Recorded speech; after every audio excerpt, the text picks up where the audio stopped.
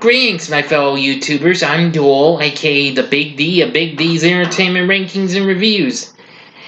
Back again with another review in my spooktacular October. Now, after thinking about what to review next in movies, as I'm gonna go ahead and review this series, Critters. Yep, that's right. I've decided to finally go ahead and review this first before I go on and review some other flicks like The Car, which I mentioned in my second week preview vid. Anyway, Critters is a fun-filled horror flick released by New Line Cinema in 1986 and directed by Stephen Herrick, who would later go on to do The Mighty Ducks and several other movies. The film stars Dee Wallace from E.T. and Cujo, along with M. Emmett Walsh, Billy Greenbush, and Scott Grimes in his film debut. Plus, it also has a supporting, appearance by Billy Zane long before Titanic. Anyway, most people had widely believed that this had been inspired by the success of Gremlins, which came out a couple of years before that, but according to Herrick, he reviewed this in interviews, pointing out that the script was written long before Gremlins ever went into production, and subsequently underwent rewrites to reduce the apparent similarities between the two films. Nevertheless, the film became a minor hit and went on to put out 3 sequels and actually not a factual television series, a web series, Critters: A New Binge. But I have not seen it though. I've heard of it though, but that's on Shudder, but I don't have Shudder. And of course, a more recent reboot called Critters Attack, which I just rented on DVD not so long ago. But for now, I'm going to review the original movie.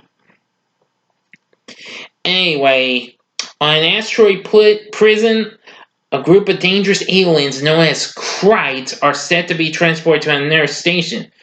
But the Krites engineer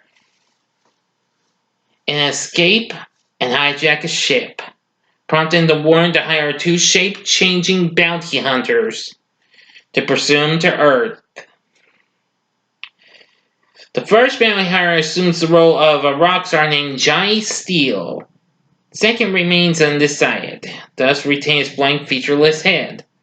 Now, the next part of the story begins on a rural Kansas farm where we meet the Brown family.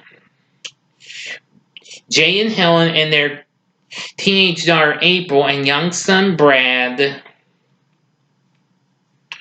are about to have breakfast. After that, the kids go off to school while their folks are waiting on for mechanic Charlie McFadden.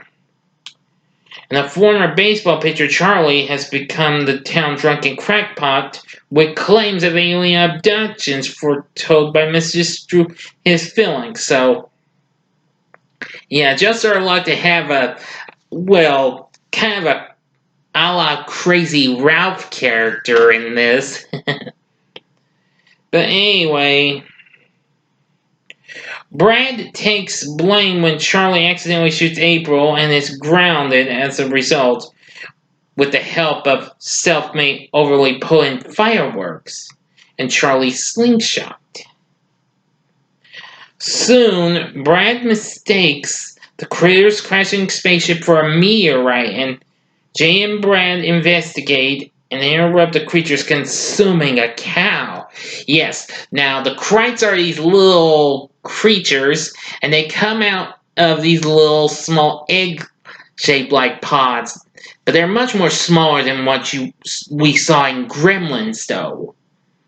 But anyway, the Krites came out, and they're these little furry, spiky-like creatures who can take the form of a hedgehog and roll like a tumbleweed, and they shoot out quills like a porcupine. There's spikes, and if it hits someone, it can render their victim unconscious. Just really killer. Anyway, the creatures thereafter kill and feed on the local police officer and cut out the electrical connection to the Browns' household. Jay is attacked by one of the critters and being severely wounded, but just barely managed to escape. Meanwhile, April is about to have a little sex with boyfriend Steve, but is killed by the critters. And only a second after that, a creature itself is slain when it devours one of Brad's lit firecrackers. So, the remaining one sabotages the Browns and Steve's cars, forcing them to hole up inside the main house. The two bounty hunters are in search for them, causing a panic at the local church and bowling alley. Now, I am kind of using this. I haven't seen it since some time. I saw it on DVD. I didn't get it, but I hope to get it sometime. I hope. Because I absolutely love this movie. Now, back to this. Where was I? Oh, yes. Anyway, the second one, assuming the form of various townspeople, including Charlie. Soon Brad escapes the farm, meanwhile, to get help and runs into the bounty hunters. And upon learning of their true nature and intentions, he leads them to the location. Now then, I'm going to get to the ending. I'm going to give you 5 seconds to stop this vid if you have not seen this movie. Here we go.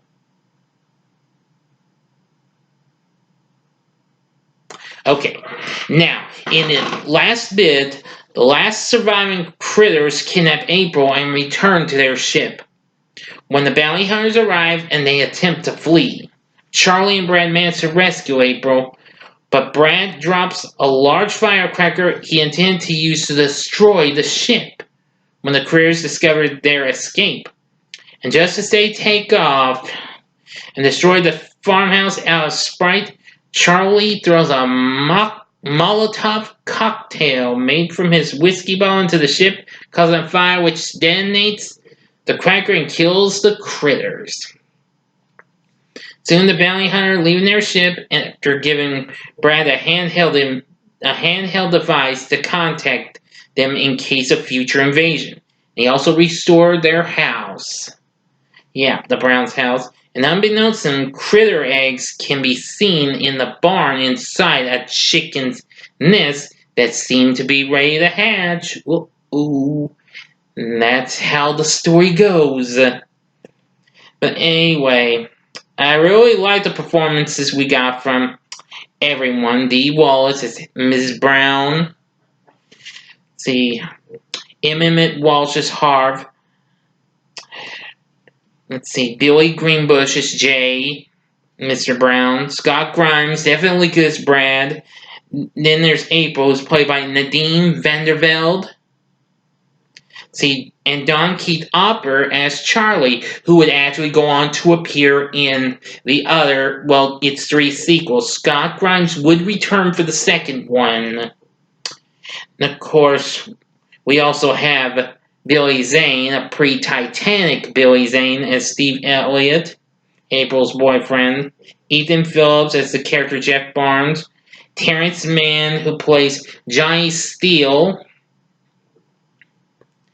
And plus lots more. Oh, yes. Plus, we also get an appearance by Bob Shea, the head of New Line Cinema at the time. His wife, Lynn Shea, appears in this as Sally. I think she was an operator in this. I think I might be wrong. Like I said, I think it's been 2 or 3 years since I last saw Critters. But I've seen it a few times, and I absolutely love Critters. It is definitely very fun. I think you'll really like it if you give it a chance. Would I suggest it to you? Hell yeah! And maybe let your kids watch it. I mean, this is a PG-13 rated movie, but parents, if your kids do watch it with them, because don't want to take any advantage of getting too spooked by this, because these critters also have big mouths with sharp white teeth that can really cause some serious damage to whoever they bite, and what have you.